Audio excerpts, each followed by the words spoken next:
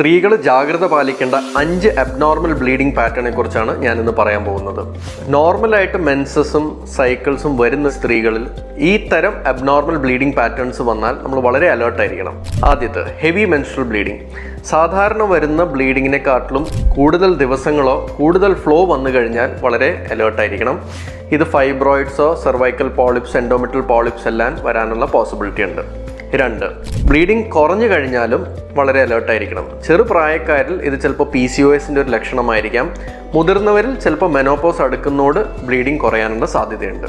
3, ഇന്റർമെൻസ്ട്രൽ bleeding. സാധാരണ വരുന്ന മെൻസസിനെക്കാട്ടിലും വിട്ട് വരുന്ന ബ്ലീഡിംഗ് ആണ് ഇന്റർമെൻസ്ട്രൽ ബ്ലീഡിംഗ് എന്ന് പറയുന്നത്.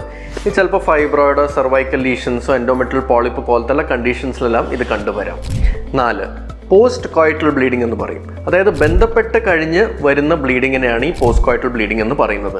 ഇത് സാധാരണ വെജൈനൽ ലീഷൻസോ സെർവൈക്കൽ ലീഷൻസോ ചിലപ്പോൾ സെർവൈക്കൽ ക്യാൻസറിൻ്റെ ഒരു ഏർലി സൈൻ വരെ ആവാം ഇത്.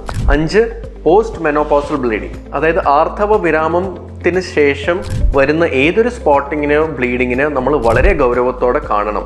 ഇത് ക്യാൻസറിൻ്റെ ഒരു ഏർലി സൈൻ ആവാം. ഈ പറയുന്ന 5 ബ്ലീഡിംഗ് പാറ്റേണിൽ ഏതെങ്കിലും നിങ്ങൾ അനുഭവപ്പെടുന്നുണ്ടെന്നുണ്ടെങ്കിൽ ഉടനെ തന്നെ നിങ്ങളുടെ ഗൈനക്കോളജിസ്റ്റിനെ കണ്ട് കറക്റ്റായിട്ടുള്ള അഡ്വൈസ് തേടേണ്ടതാണ്.